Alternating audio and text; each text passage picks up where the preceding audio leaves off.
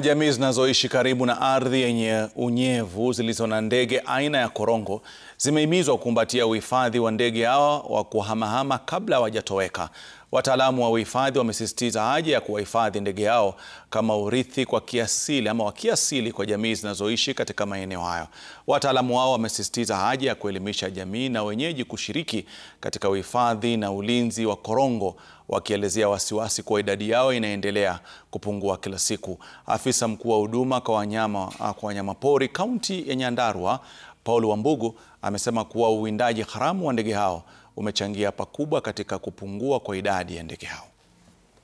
Hapa kwa sababu ya uhifadhi wa wanyamapori wakiwemo hao ndege ambao tunawaita korongo. So katika uhifadhi wa korongo, korongo ni moja wa wale ndege ambao tunaita endangered species.